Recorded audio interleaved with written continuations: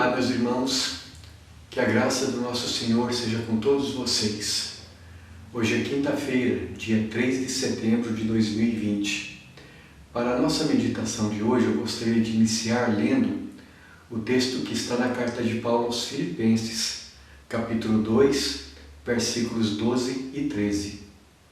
E diz assim a palavra de Deus: Assim, pois, amados meus, como sempre obedecestes, não só na minha presença, porém muito mais agora na minha ausência, desenvolvei a vossa salvação com temor e tremor, porque Deus é quem efetua em vós, tanto o querer como o realizar, segundo a sua boa vontade.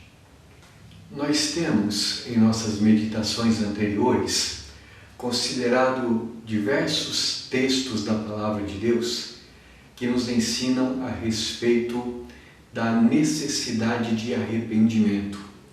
Mandamentos que o Senhor Deus nos dá, no sentido de que, assim como a fé, o arrependimento é uma atitude necessária em nossas mentes, em nossos corações, para que nós possamos entrar no reino de Deus e para que nós possamos experimentar o reino de Deus em nosso dia a dia.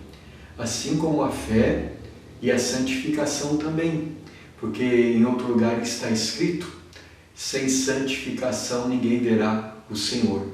Portanto, o arrependimento é algo imprescindível para nós, é um mandamento de Deus para nós. Agora, hoje eu gostaria de considerar com os irmãos, antes de voltarmos ao Apocalipse capítulo 2, um outro aspecto muito importante e essencial para que nós possamos experimentar arrependimento verdadeiro. É um aspecto do Evangelho que eu posso descrever como simplesmente admirável, maravilhoso, assim como tudo é no Evangelho, não é mesmo? E por que eu digo isto? Porque este outro aspecto que hoje eu quero destacar é este que na Bíblia é descrito como a graça de Deus agindo em nós. O que eu quero dizer, o que a Bíblia afirma, é que sem a graça de Deus, nós jamais poderíamos nos arrepender, ou jamais poderíamos nos santificar, ou jamais poderíamos ter fé, ou cumprir qualquer outro mandamento da palavra de Deus para nós. Conforme nós lemos as Escrituras, nós aprendemos que o mesmo Deus que nos dá os seus mandamentos, também pela sua graça, nos concede que nós possamos obedecer a esses mandamentos. E nós temos uma evidência disto, um exemplo disto, no texto que nós acabamos de ler. O apóstolo Paulo, escrevendo da prisão em Roma, para várias igrejas, e entre elas a sua amada igreja de Filipos, ele diz que aqueles irmãos sempre tinham sido obedientes ao Evangelho conforme Paulo pregava. Então ele diz assim: meus irmãos queridos, assim como vocês sempre obedeceram àquilo que eu ensinei quando eu estava presente, agora, porém, muito mais que eu estou ausente, desenvolvam a salvação de vocês com temor e tremor. Então ele dá aqui um mandamento para os irmãos de Filipos. Eles deveriam trabalhar a sua vida espiritual, levá-la adiante, levá-la ao crescimento e fazer isso com uma atitude de humildade diante de Deus, e explica a razão. Porque Deus, versículo 13, é quem efetua em vós, é quem está trabalhando na vida de vocês, é quem está operando nos corações de vocês, tanto o querer como o realizar, segundo a sua boa vontade. Isto é, na nossa vida, quem trabalha na nossa vontade, no nosso coração, para que nós estejamos desenvolvendo a nossa salvação, é Deus. Mas não somente Ele opera em nós a vontade, Ele também nos leva a realizar a vontade dEle. Ou como diz também o profeta Isaías: todas as nossas obras, ó Senhor, Tu as fazes por nós. Eu quero hoje, então, meus irmãos, de um modo breve, quase que um esboço mesmo, porque de outra maneira demandaria mais algumas semanas também, eu quero esboçar 4 verdades a respeito desta doutrina, de que Deus está operando em nós o querer e realizar a sua vontade. Primeira coisa que eu quero destacar é que Deus, na sua palavra, nos dá os seus mandamentos. Mandamentos desde o Antigo Testamento até o livro do Apocalipse, que são essencialmente os mesmos. E que mandamentos são esses, em essência, que eu quero destacar? Existem outros, mas eu quero destacar aqueles aspectos que eu já tenho mencionado aqui. O primeiro mandamento que eu quero mencionar, o mandamento da santificação. Como já citei, Hebreus, capítulo de número 12, nos diz que sem santificação ninguém verá o Senhor. Mas agora eu quero citar Levítico, capítulo de número 20, versículo de número 7, onde há este mandamento do Senhor para o antigo povo de Israel, para a nação escolhida. Portanto, santificai-vos e sede santos, pois eu sou o Senhor vosso Deus. O mandamento do Senhor aqui, então, é nesse sentido de santificação. Consagrem-se, separem-se para mim, diz o Senhor, e vivam de acordo com isto. Santificai-vos e sede santos, porque eu sou o Senhor vosso Deus. Mais tarde, o apóstolo Pedro vai mais uma vez nos falar a respeito deste mandamento do Senhor, quando ele diz: santificai-vos, como está escrito, porque eu sou santo, diz o Senhor. Então nós temos esse mandamento do Senhor, da santificação. Também temos enfatizado, em nossas meditações anteriores, os mandamentos de arrependimento e fé, isto é, de mudança de mentalidade, mudança de coração e mudança de comportamento e de fé no Senhor Jesus. Então eu quero apenas citar Marcos capítulo 1, versículos 14 e 15. Diz assim: Jesus foi para a Galileia, pregando o reino de Deus e dizendo: o tempo está cumprido e o reino de Deus está próximo. Arrependei-vos e crede no Evangelho. Assim, então, nós temos aqui mandamentos do Senhor, no sentido de que nós devemos estar aplicando ou tendo esta atitude em nossas vidas para que nós possamos estar inseridos no reino de Deus ou no reino dos céus. Agora, em segundo lugar, a Bíblia também nos ensina que nós, seres humanos, não temos capacidade em nós mesmos de obedecer a estes mandamentos. A Bíblia descreve os seres humanos, de modo geral, como mortos em seus delitos e pecados, incapazes de obedecer à lei do Senhor. Mas mesmo depois que nós somos convertidos a Jesus e dele recebemos vida, ainda assim, porque restam em nós as reminiscências da natureza pecaminosa, digamos assim, ainda temos dentro de nós algo que nos inclina para o pecado, nós de nós mesmos não temos capacidade de obedecer aos mandamentos. Por exemplo, eu quero citar apenas Romanos capítulo 8, versículo 7. Paulo escreve assim: por isso, a inclinação ou o pendor da carne é inimizade contra Deus, pois não está sujeito à lei de Deus, nem mesmo pode estar. O que o apóstolo Paulo está dizendo é assim: a nossa carne, a nossa inclinação humana, ela é inimiga daquilo que Deus nos ordena. É próprio da natureza humana ser contrário àquilo que Deus está ordenando. Então, quando Deus nos ordena que nós sejamos santos, nós podemos até desejar muito viver uma vida de santidade. No entanto, a nossa carne, ela guerreia contra o Espírito. Como diz em outro lugar, a carne é fraca. O espírito está pronto, mas a carne é fraca.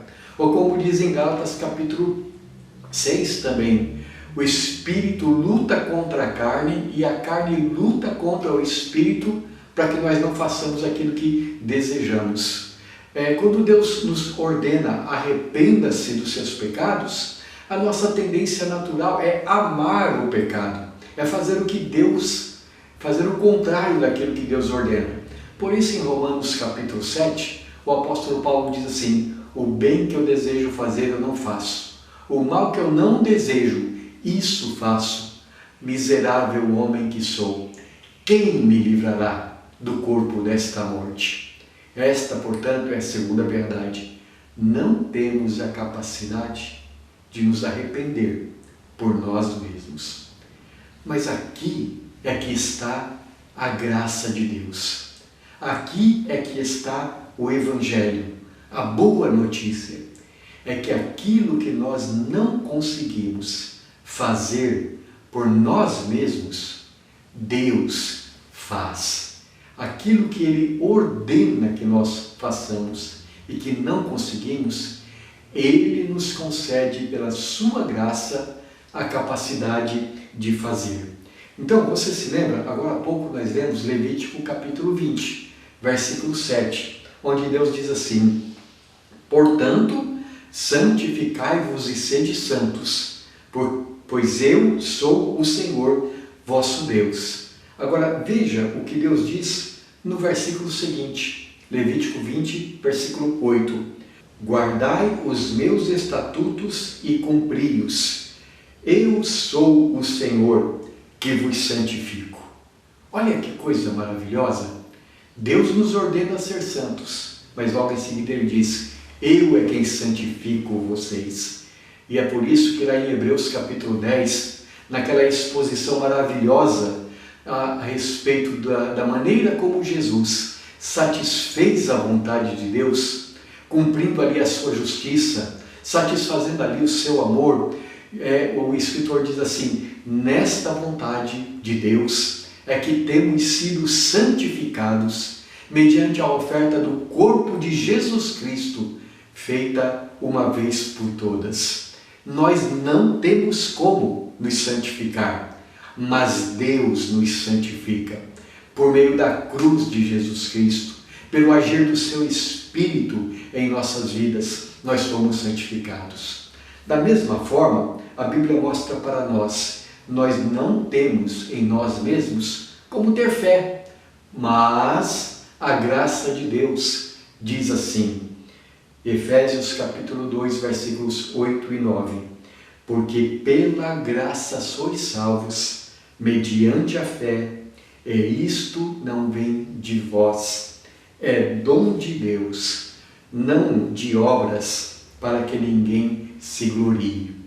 Eu estava morto em meus delitos e pecados, mas Deus, que disse a Lázaro, Lázaro, levanta-te ou sai para fora, o mesmo Deus disse ao meu coração, Plínio, levanta-te dentre os mortos, e isto aconteceu. E é o mesmo Deus que a cada dia acrescenta a minha fé, me abençoa. De mim mesmo eu não seria capaz, mas tenho um Deus que é meu Salvador. E também nós podemos aprender nas Escrituras que é o mesmo a respeito do arrependimento. Em Atos capítulo 11, versículo 18, está havendo um encerramento de uma história linda que acontece nos capítulos 10 e 11, quando o apóstolo Pedro foi dirigido pelo Espírito de Deus até a cidade de Cesareia, onde havia um centurião romano, um homem piedoso, que precisava ouvir o Evangelho. Então Pedro foi até a casa do centurião Cornélio, e enquanto ele pregava a palavra de Deus, o Espírito Santo desceu sobre Cornélio e sobre todos os da sua casa, de tal modo que Pedro, vendo a presença do Espírito Santo na vida daquelas pessoas, logo em seguida os batizou a todos e assim começou uma nova igreja, Começou a primeira igreja naquela cidade. Então, depois disso, o apóstolo Pedro voltou para a cidade de Jerusalém. E ali chegando, as pessoas questionaram, os judeus questionaram o apóstolo Pedro. Como é que ele, sendo um judeu, teve a capacidade de entrar na casa de um homem gentio, um homem que não era judeu? E aí então Pedro explicou, é que o Espírito de Deus me dirigiu até lá, e à medida em que eu pregava, o Espírito Santo veio, aquelas pessoas foram salvas, houve grande alegria naquela casa. E então, diante da explicação do apóstolo Pedro, Atos capítulo 11, versículo 18 diz assim: e ouvindo eles estas coisas, apaziguaram-se e glorificaram a Deus, dizendo: logo também aos gentios foi por Deus concedido o arrependimento para a vida. Assim como diz o apóstolo Paulo mais tarde na sua carta a Timóteo, assim como está escrito também a respeito da conversão de Lídia na cidade de Filipos, que Deus abriu o entendimento dela para que ela cresça e para que ela atendesse ao que estava sendo pregado. O texto aqui diz que Deus concedeu arrependimento aos gentios. O mesmo Deus que ordena, arrependam-se, é o Deus que concede arrependimento aos seus escolhidos. Agora, em quarto lugar, como é que Deus faz isso? Se você tem fé, se você arrependeu-se, se você está sendo a cada dia santificado, tendo sido santificado na cruz de Cristo, como é que Deus opera isso na sua vida, na minha vida? A Bíblia também nos mostra, de modo muito claro, um instrumento através do qual esses dons são realizados em nossos corações pelo Espírito de Deus. Primeiramente, eu quero citar a santificação. Quando Jesus estava orando por nós, conforme registrado em João capítulo 17, versículo 17, Jesus disse assim ao Pai Celestial: santifica-os na verdade. A tua palavra é a verdade.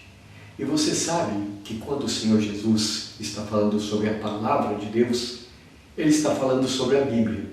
Porque lá em João capítulo 10, versículos 34 e 35, Jesus nos diz que o que está escrito nas Escrituras Sagradas é palavra de Deus. Tudo quanto a Bíblia diz é palavra de Deus que não falha. Portanto, quando Jesus diz assim ao Pai Celestial: santifica-os na verdade, e logo em seguida explica que verdade é essa, dizendo: a tua palavra é a verdade, Jesus está falando da Bíblia. Quando a Bíblia, à medida em que ela entra na nossa mente, no nosso coração, quando aquilo que Deus fala se torna aquilo que se manifesta em nosso interior, isto nos santifica. Isto nos separa do mundo e nos consagra a Deus. Isso transforma o nosso ser. Isso faz com que nós aprendamos os pensamentos de Deus, as palavras de Deus, o comportamento de Deus. O nome disso é santificação. Essa consagração para viver do jeito de Deus se chama santificação. Esse crescimento na santidade se chama santificação. Como é que Deus, então, nos concede a graça da santificação? É por meio da sua palavra, da Bíblia Sagrada.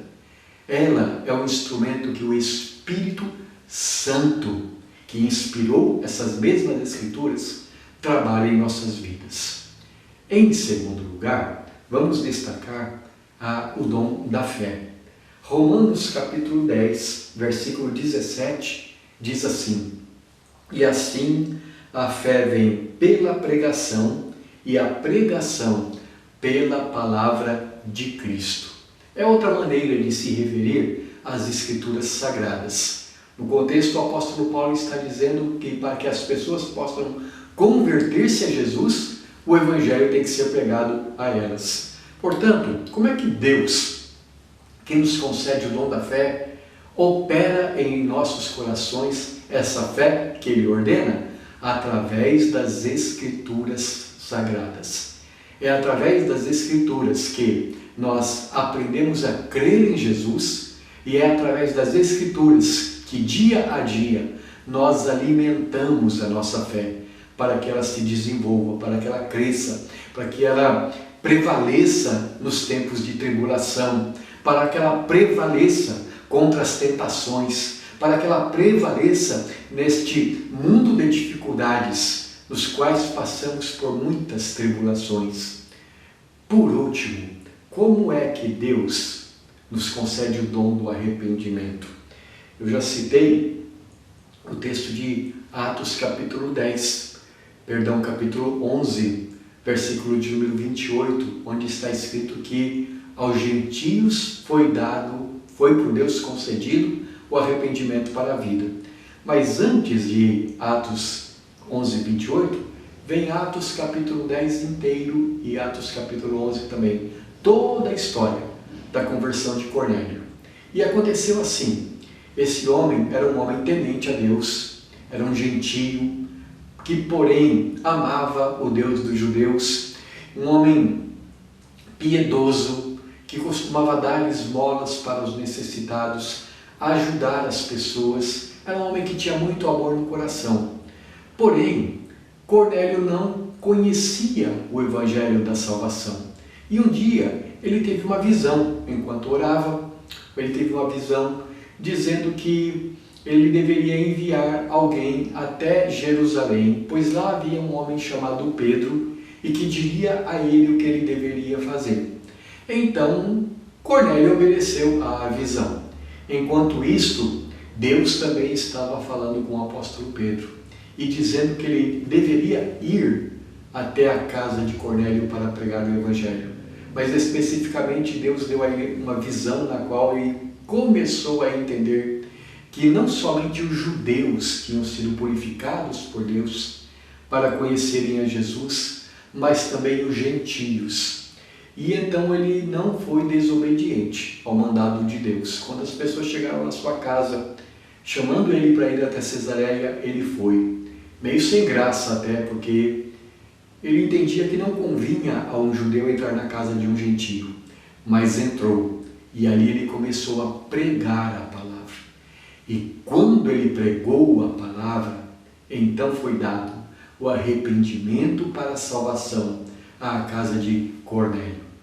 Percebe? Sem a palavra de Deus, as pessoas não podem se converter a Jesus.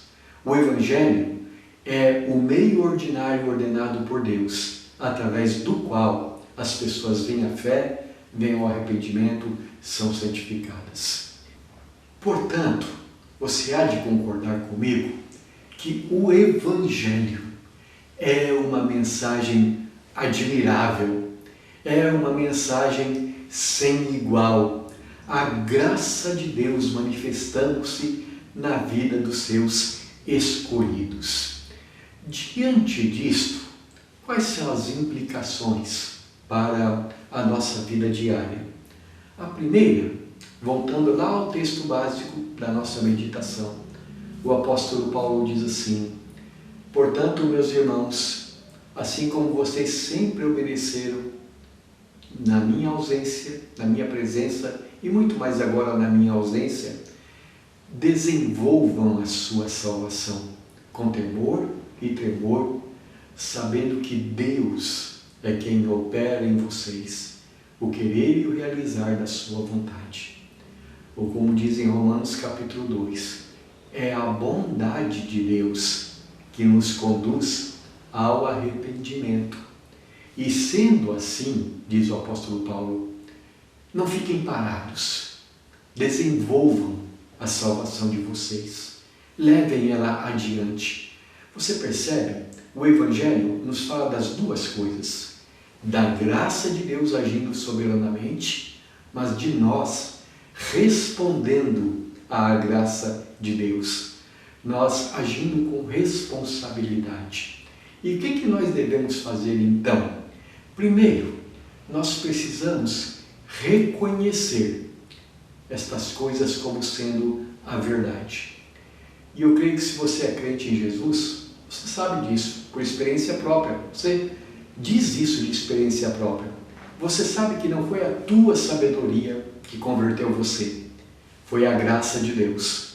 Você sabe que não foi o teu coração em si mesmo que teve fé, foi Deus agindo no teu coração, na tua mente. Você sabe que se você é convertido, foi Deus que converteu você. Você sabe isso de experiência própria. Tanto que você também ora por outras pessoas para que Deus converta outras pessoas, porque se não for Deus agindo, elas não se converterão. Não é assim? Então, em primeiro lugar, reconheça que tudo vem da graça de Deus. Em segundo lugar, como diz o apóstolo Paulo, tema e trema. Isto é, comporte-se humildemente diante do Senhor, com gratidão no coração. Senhor, Tu tens trabalhado na minha vida, como o Senhor é bom. Agora, meu Deus, eu não quero ser negligente para com as Tuas coisas. Então, opera em mim o querer e o realizar segundo a Tua boa vontade.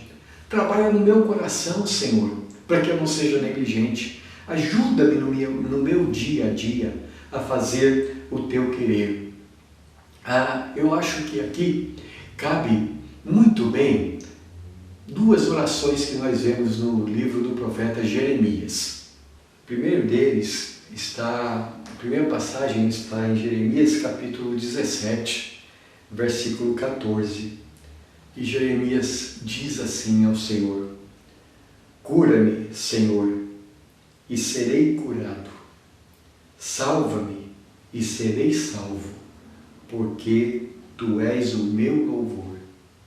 Veja o sentimento, o desejo com o qual ele pede: Senhor, salva-me e eu serei salvo. Ele entende que não cabe a si mesmo, ou não existe nele mesmo a capacidade para salvar-se. Ou como diz o profeta Jonas, a salvação pertence ao Senhor.